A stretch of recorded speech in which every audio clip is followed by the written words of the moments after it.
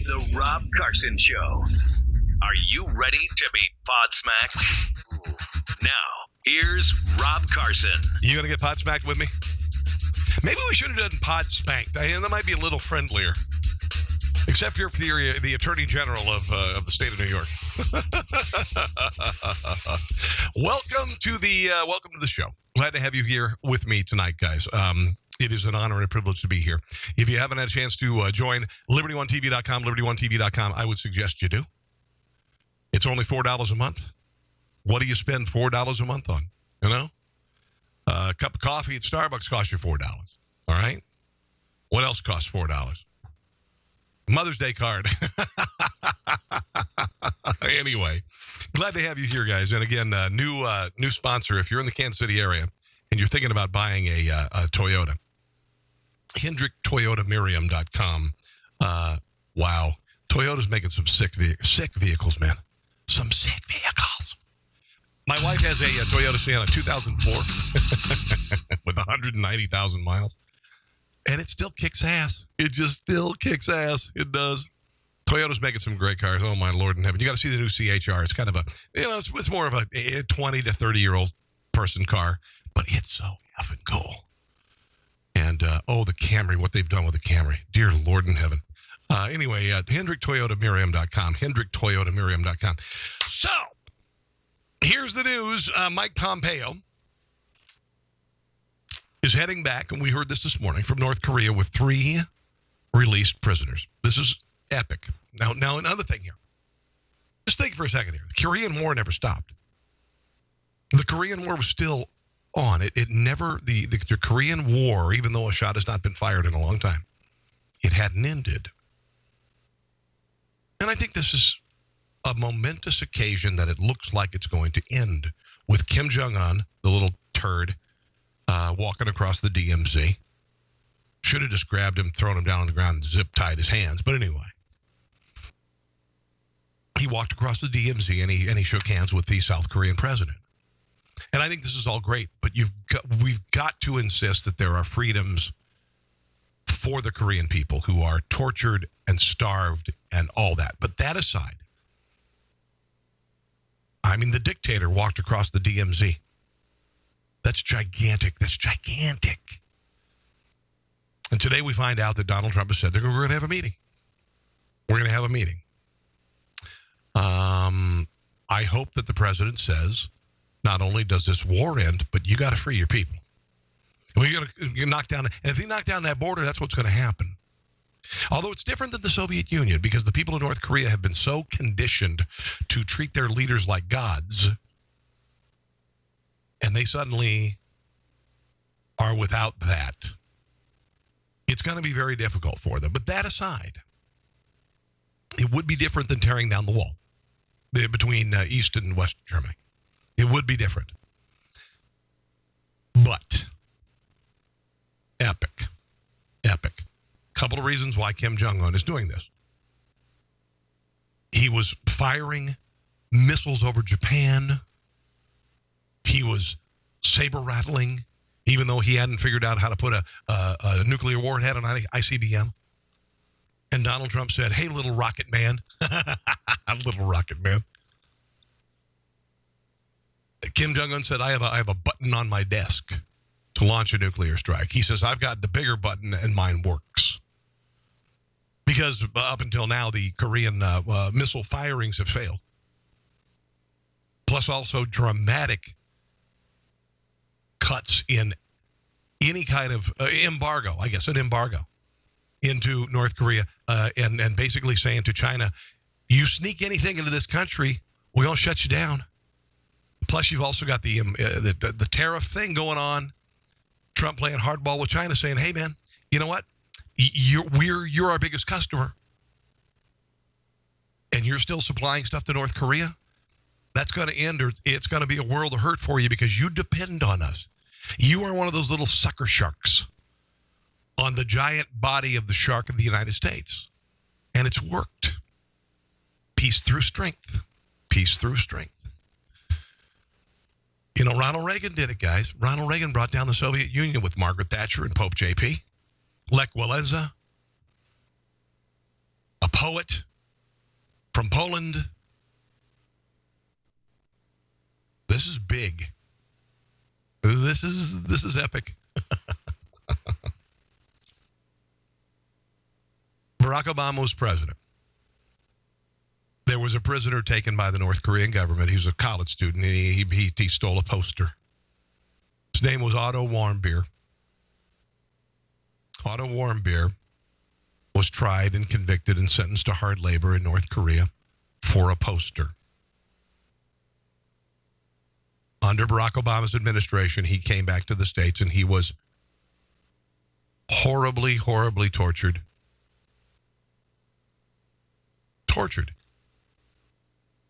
And he died. Donald Trump administration, little rocket man, push your button. Yours doesn't work. Mine's a lot bigger and it works. Three Americans freed. Kim Hak-sung, Kim Dong-chul, Kim Sak-duk, also known as Tony Kim. They're getting medical treatment. They were moved to a labor camp outside of a hotel at the North Korean capital of Pyongyang. And now they're on a plane with Mike Pompeo. They're going to arrive at 2 o'clock in the morning, Eastern Standard Time. Barack Obama, he got back a traitor. He got back a traitor and a deserter, Bo Bergdahl. That's what he got back. And you know what he traded for him? 5 or 4 Taliban generals. That's who he traded for him, man. Traded Taliban 4-star generals. Unbelievable. Peace through strength, people. New York Times apparently was bashing Mike Pompeo, saying he's missing in action while the president tore up the nuclear Iran deal. Turns out he was flying over and getting those Americans. Time said at any key moment, Trump's diplomat is again thousands of miles away. Now they're eating crow. President said, I'm pleased to inform you that Secretary of State Mike Pompeo is in the air and on the way back from North Korea with 3 wonderful gentlemen that everybody is looking so forward to meeting. They seem to be in good health. President says he's going to meet him at the airport. At Andrews, at joint air, what they call it, Joint Air Force Andrews now. It used to be Andrews Air Force Base. Interesting thing, I was a personality in Washington, D.C. on the radio, and they'd have an open house at Andrews Air Force Base, and every year they would invite us to fly in a Huey right up the Potomac. And it was glorious. You'd get in this Huey helicopter, loud as hell. It's like the Harley Davidson of helicopters, and they'd pick you. You'd literally in the helicopter. They'd start it up. They'd lift it up. Then they'd go forward about 20 yards. Then they'd turn, and it was a precision move. And then all of a sudden, and the next thing you knew, you were 1,000 feet in the air. And those things are damn loud. Those Hueys are loud. I'm looking at who's maybe watching me right now. If you want to comment in the comment section, which is always good. Would love to hear from you tonight. Gina, my favorite. Joni. Gina, Joe, Joni. What the hell? Can we come up with another consonant at the beginning of the name? Can we have a Bob?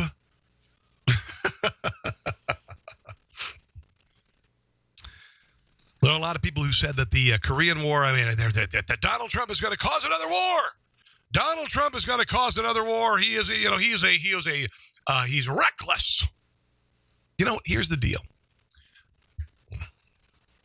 We fail to forget that we're the most powerful nation on earth. We fail to forget it. We fail to forget that we have a nuclear arsenal that can crush the entire world, and we haven't used it. But when these little pissant countries like Iran and North Korea, why are they mad? Why are we so upset if we piss them off? It's like there's a cockroach over there in the corner. I better not try to step on it. I better feed it because I'm afraid it might hurt me. Here's a montage of media terrified that what Donald Trump taking the hard line in North Korea will eventually end in. There is a coming war, most likely. Richard Haas, I think you'd agree. It is more likely than not that there is a conflict, possibly a full-blown war with an emerging nuclear power. We're actually closer in my... There's not going to be a war. And even if it was, we would freaking destroy North Korea. They don't have the money. They don't have the resources. You may think because they have parades in Pyongyang that they can somehow kick America's ass. It ain't going to happen anymore. The Korean War ain't going to happen like it did in the 1950s. Vietnam ain't going to happen again like it did in the 1960s and early 70s. It's not going to happen because we engage the enemy in a different way, and that is annihilate them. That's it. It's not going to happen. We can't be afraid of these pissat countries. We've got to be able to say we are the most powerful country in the world, and if you F with us, bad things are going to happen to you. View to a nuclear war with North Korea and in that region than we've ever been, and I just don't see I don't see the opportunities to solve this diplomatically at this particular point. That we're probably closer to an Dan Rather is a dipwad. outright war with North Korea than we have been. He's wrong about everything. In a very, very long time. And I think there's about a 20% chance that we'll end up exchanging ordnance with North Korea. Okay, this is from the Department of Statistics you pull out of your ass. I think there's about a 20% chance that we will exchange ordnance. Who is this effing doofus? Some point in a fairly significant way. About a 30%. 20%. And he's going to go into another percentage. This is fantastic. Chance of war, I'd say, from where I sit right now. I think there might be a 30.5% chance of war. You know, maybe. Is he like a weather forecaster? It's like we've got a cool front coming down from the north into South Korea. And this could mean a 30% chance of war. Probably not that far off. I'm really worried about a accidental move toward conflict, given the overall refusal to comply with the Security Council and the lack of trust. God, there are so many people who are stupid in the world, who are supposedly pundits. Of communication, the high risk of some kind of miscalculation. I say fears. Don't flinch. I mean, oh God! And here we've got Mika and Joe, which it's just an insufferable, awful team. You have reason to be scared of a war that could wipe out 500,000 people. No, I just think he wants weeks. to use nukes. That's what I think he feels. Well, God, she is so stupid. She distills all of the thoughts and all of the news stories and the policy into a couple of drops of stupid. They could easily construe what he's been saying as a declaration, or at least a threat of war. What is the fuse? What is the ignition point for Kim Jong-un's fuse with this provocative? You light his fuse. He decides to start a war. We nuke the F out of him. Should be concerned, and I think that we should be concerned that this escalatory rhetoric. Escalatory. Nobody has ever used the word escalatory. This doofus, he's dead. This Senator Ed Markey, he's used the word. Hold on, I got to hear this again because I like to think I'm a wordsmith to some degree. Escalatory. Doesn't that mean when you go up between floors and you use an escalator in front of an elevator? That's what I think. We should be concerned that this escalatory. I think that means when you ride an escalator. I could be wrong. This escalatory. You know what, honey? Listen, we could take the elevatory or we could take the escalatory. Rhetoric between the leaders of two countries that have nuclear weapons is slipping very quickly into something that could become very dangerous for the planet. All of them are wrong because North Korea only has a couple and we've got a couple thousand. God, it's so amazing how stupid people are when they've been in politics and punditry for their entire lives. It really is. It really is. Kim Jong-un walks across the DMV. This is a giant thing. It's a giant thing. It really is. He's a scumbag. He's a POS. The reason why he's doing it is because his regime is being strangled. He can't get his Courvoisier anymore. Come on. He loves his Mercedes. He loves his Courvoisier. And he can't get it anymore. He can't. His country's being strangled. Donald Trump was asked if he should get the Nobel Prize. Here's what he had to say about that. You deserve the Nobel Prize. Everyone thinks so, but I would never say it. You know what I want to do? I want to get it finished. The prize I want is victory for the world, not for even here. I want victory for the world because that's what we're talking about. So that's the only prize I want. That is the one of the most humble things I've ever heard Donald Trump say, right? One of the most humble things I've heard. I don't want the Nobel Prize. And why would you want the Nobel Prize? They gave it to Barack Obama, his first, 3-4 months in office, and he hadn't done anything yet. Why would you want a prize that is worthless? The Nobel Prize, the Nobel Peace Prize, is the equivalent of all the kids on the baseball team get a trophy. That's what it's all about. It really is. That's what it's all about. Hey! Barack Obama got it for doing nothing. And, why would you want that prize? Why would you want it? Why would you want a Nobel Peace Prize that is so wrapped up in politics that you give it to somebody for doing nothing? Know what I'm saying? Know what I'm saying? Yeah. Want to mention a sponsor? Pit Barrel Cookers. I've got two of them. I've got a classic, which you see on the left there. And for you guys who are listening on the podcast, I apologize. It looks like a barrel. It is essentially a barrel, but it's got a carbon coating on the outside that means it'll last forever. And you can slow roast, you can smoke, and you can grill. All of these things. So if you want a smoker, boom. You want just a slow roaster, throw some charcoal in there. You want a grill, you just take the lid off, put the grill in there, throw the charcoal in the bottom, frickin' boom.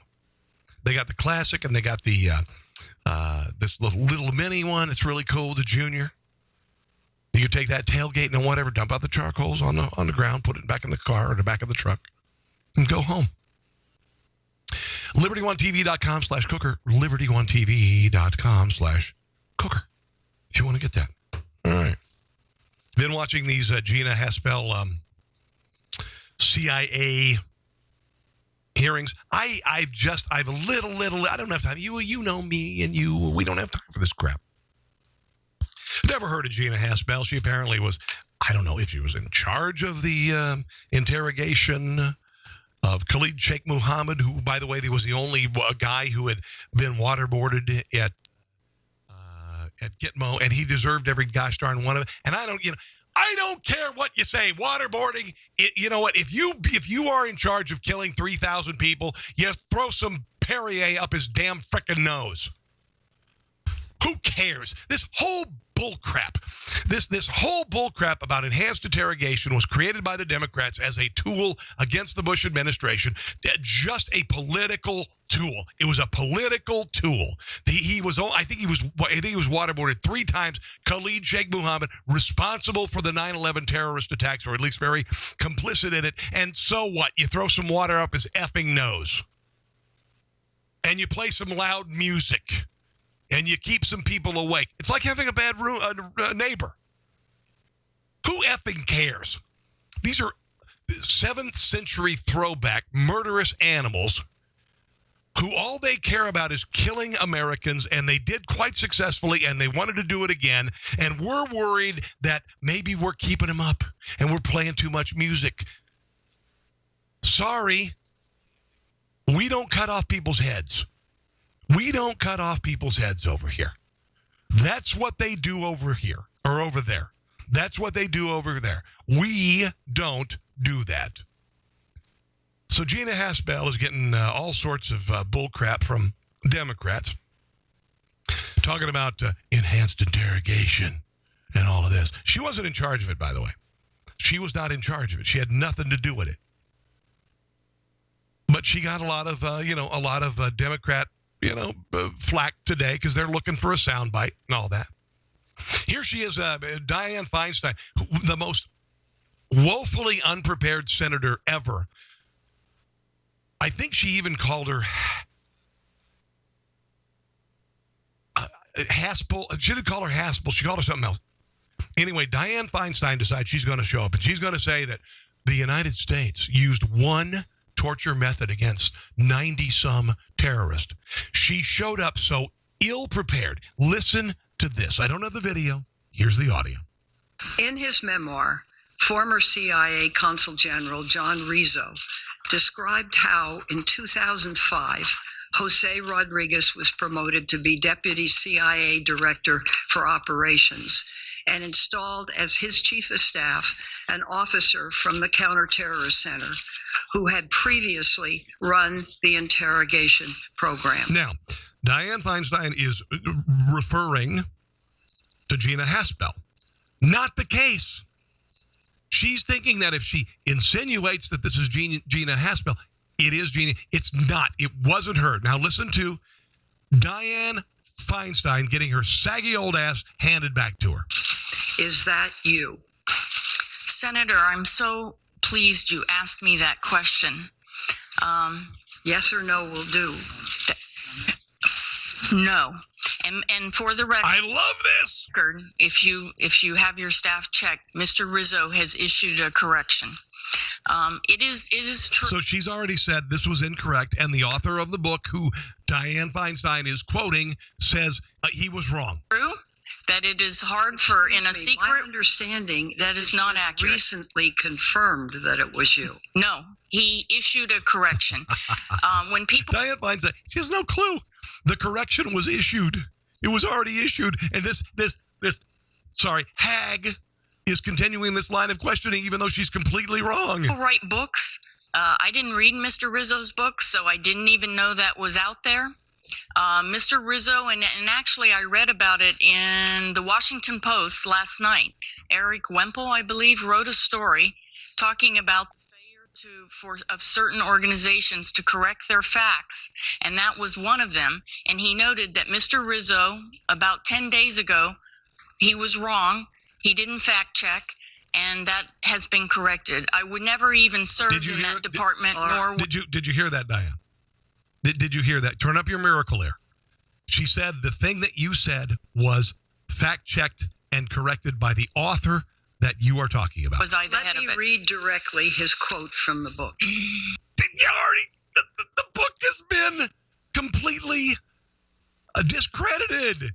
Did you not hear the third time? Crank up the miracle ear, lady. Several weeks later, Porter promoted Jose Rodriguez to the position of Deputy Director for Operations, Jim Pavitt's former job. Once more, Jose installed as his chief of staff an officer from the Counterterrorist Center. Okay, an officer from the Counterterrorist, assuming that is Gina Haspel, without saying her name, who had previously run the interrogation program. Between them, they were the staunchest advocates inside the building for destroying the tapes. Senator, I did not run the interrogation department. In fact, I was not even read into the interrogation program until it had been up and running for a year. I never served. Were you an advocate for destroying? Okay, so Dianne Feinstein just got her saggy old ass handed to her. Sorry. But she did. She was completely wrong on everything. She was completely wrong on everything.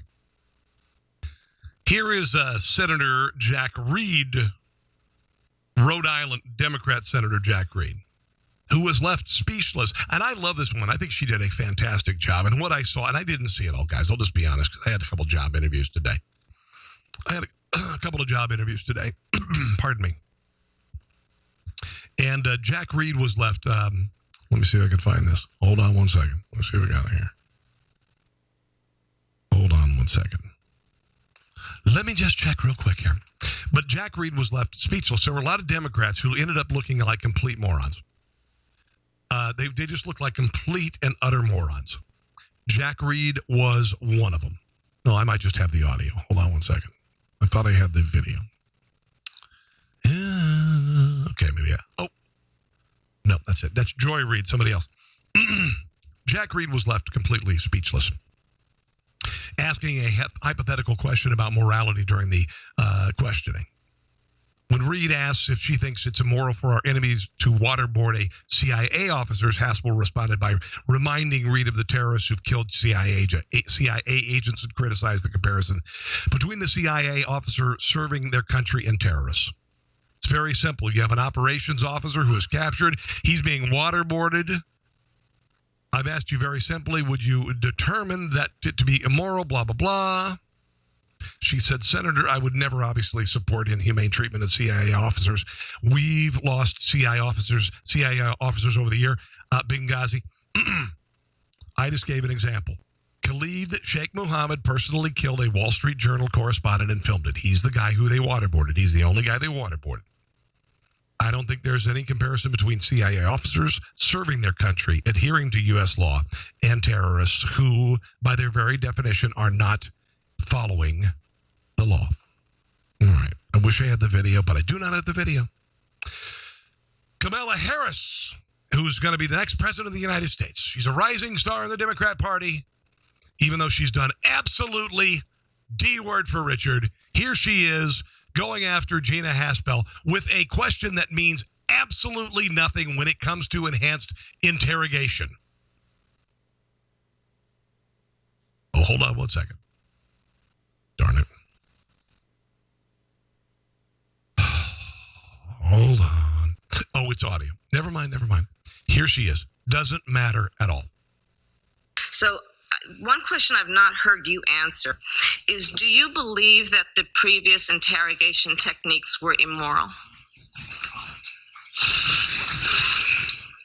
Senator, I believe that CIA officers to whom you referred. It's a yes or no answer. Do you believe the previous interrogation techniques were immoral? I'm not asking, do you believe they were legal? I'm asking, do you believe they were immoral? Senator, I believe that CIA did extraordinary work to prevent. It doesn't matter if she thinks it's immoral. It doesn't matter. Illegal is the issue. You don't care. Who cares if you think as an agency official if it's immoral? It doesn't effing matter what they think. That is a subjective thing. It means nothing. It means nothing. If you're asking this person, do you think it's immoral? Do you think it's immoral? Do you think it's immoral? Do you think it's immoral? Who cares? It has no consequence to the argument. And another attack on this country, given the legal tools that we were authorized to use. Please answer yes or no. Do you believe in hindsight? So she said it's immoral, or she didn't say it was immoral. Who effing cares? That those techniques were immoral. Senator, what I believe sitting here today is that I support the higher moral standard we have decided to hold ourselves to. Can you please answer the question? Senator. By the way, enhanced interrogation happened before she took over. I think I've answered the question. No, you've not. Do you believe the previous techniques, now armed with hindsight? Camilla really thinks she's kicking ass, but she's not. Do you believe they were immoral? Yes or no? Senator, I believe that we should hold ourselves to the moral standard outlined in the Army Field Manual.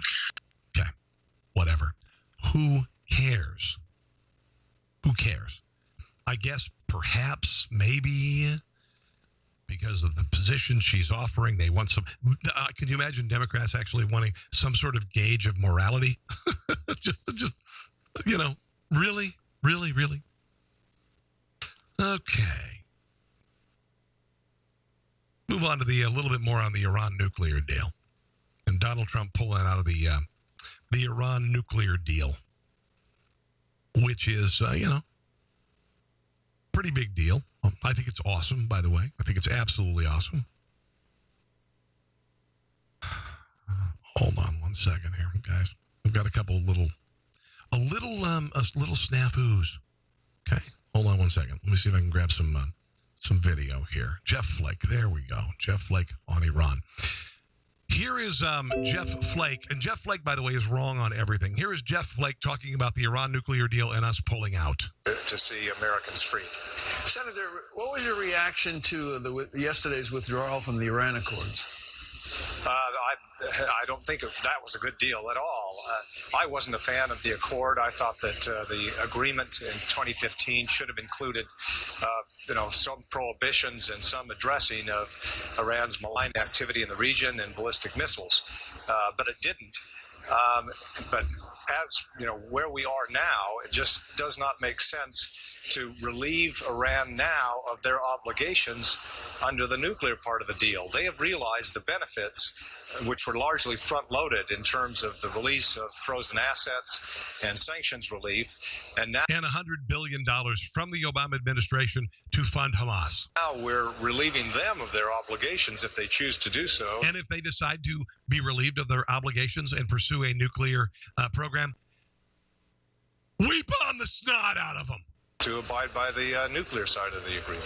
So what Jeff Flake is such a tool. He's such a poser and a tool, and he's wrong about everything. He's worse than a rhino. I don't know what he is. He's not a rhino Republican. He's something else. But he's a freaking tool, and there's a reason why he's leaving the Senate soon. What do you think would be the reaction of the United States given the withdrawal from the accord? Would you think that the United States would eventually be willing to penalize France and or Germany or any other country among our allies who would continue to do business with Iran? That remains to be seen. We've seen with... Doesn't matter. If Iran decides to continue with their nuclear program, France, all these other pissant countries, we bomb the snot out of them. We not France, by the way, or Germany. We're talking about bomb the snot out of Iran. That's it. Doesn't matter what France thinks. Doesn't effing matter.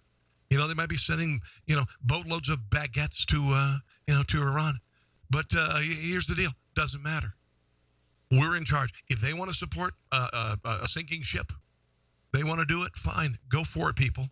You will once again be on the wrong side of history. The tariffs, we have tariffs imposed, and then the president just in a position to give waivers or exemptions, and that seems to be the way we want to play ball now. And it's far from the kind of rules-based international order that we helped establish with multilateral institutions and organizations. Oh, God, listen to this institutional gobbledygook.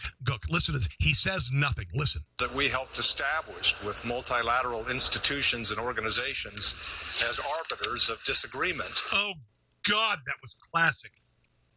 I got to hear that again. That is fantastic. That is so academic. With multilateral institutions and organizations as arbiters of disagreement, rather than just one country acting out ad hoc on its own. There's a reason why your last name is Flake. You are classic. Usually it takes liberal academics and leftists to say this sort of hogwash. One more time. And organizations as arbiters of disagreement, rather than just one country acting out ad hoc on its own. Ad hoc. Throw a little ad hoc in there. That is so fantastic. Oh, Elizabeth has shared the podcast. Reb is joining me. Hello there, Reb. What's going on, Reb? Glad to have you here, guys. Appreciate it. Join LibertyOneTV.com, LibertyOneTV.com. I greatly appreciate it. Oh, listen, I haven't talked about my conservatees lately. I've got a line of politically incorrect stuff. It's available at tpublic.com, teepublic.com. Look for conservatees with 2 E's. Conservatees. 75 designs. I think we got 75 designs right now. You can have them put on T-shirts, onesies, all sorts of stuff. Mouse pads, mugs, the whole deal. Veganism is an eating disorder, one of my favorites. Pretty cool. The iconic Che Guevara picture. I surrounded it with this picture that says, murderous commie douchebag, not a hero. Write this down. teepublic.com/conservatees. Conservatees. Just here. teepublic.com.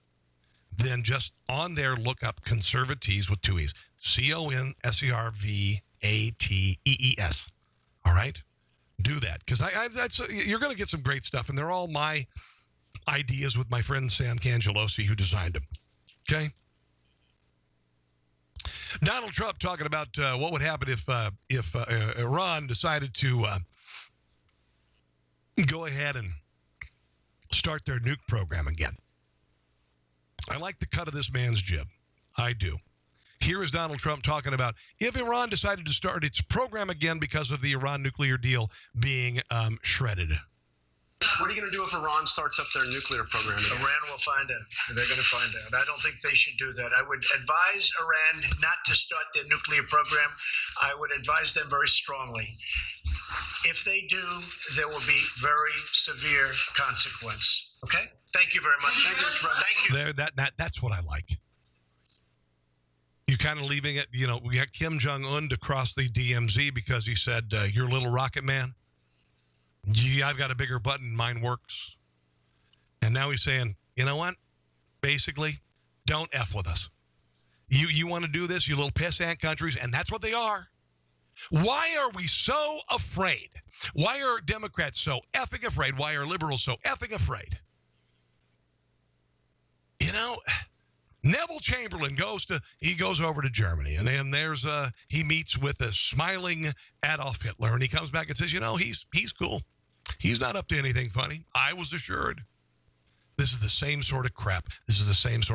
Except we're dealing with pissant countries. We're dealing with pissant countries who couldn't do a damn thing against us, Iran being one of them. And I hate to tell you this, North Korea is a paper tiger. They don't have the money or resources to support their military through a military campaign. There's no effing way. Kim Jong-un has realized that now, and he's walking across the DMZ. Here is the dumb as a box of rocks without the rocks, Mika Brzezinski on MSNBC with Morning Joke. She is the last couple of weeks, she said, everything is wagging the dog. Everything is... Listen to this. This is so great.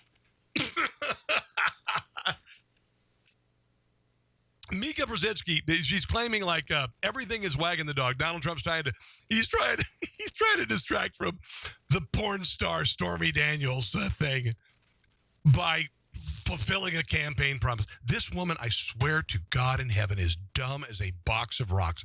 They are paying her so much money to be stupid. Here she is talking about the Iran nuclear deal being a way. I think it's the Iran nuclear. It could be North Korea.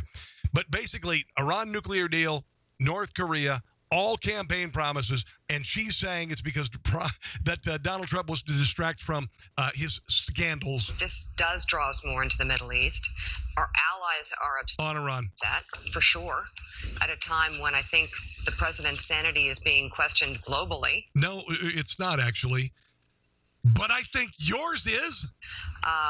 It was a campaign promise. It does appeal possibly to his base. It was a campaign promise, okay? It was a campaign promise. He said that they were going to get rid of the Iran nuclear deal. How does that question his mental stability if he promised it? God, woman, you are so stupid. But the totality of this president's behavior and decisions does lead me to question why he does anything. And well, let's see. We got 3.9% unemployment. Lowest unemployment in the history of keeping track for blacks and Hispanics. We got peace breaking out in in North Korea and South Korea. Let's see what else. We pulled out of the Paris Climate Treaty. We've got manufacturing returning to the United States. We had another 1.2 million people drop off the food stamp rolls last month. What else? Man, I tell you what, we had the smartest man in the world in the White House for 8 years, and none of this happened. How would an insane man get so many good things done? Whether or not it's to deflect from something else, I don't think he has the moral compass to make a decision based on... Wait. You were banging Joe Scarborough, and he left his family. You want to talk about moral compass? Our own national security, even. Dumb as a box of rocks. How do people like that get on TV and make so much damn frickin' money? How do they do it, people? I don't understand. I don't understand. My Lord in heaven. Unbelievable. Oh. You think there's going to be a blue wave? Blue wave. I'm going to say it again. See this blue shirt? That's conservative. That's Republican. Red is leftist, socialist, Democrat. But they came up with this in the 2008 election to distract from the fact that Barack Obama was a radical leftist. That's what it was all about. His career started in the living room of Bill Ayers, a terrorist in Chicago. And they decided to distract from Barack Obama's radical leftism by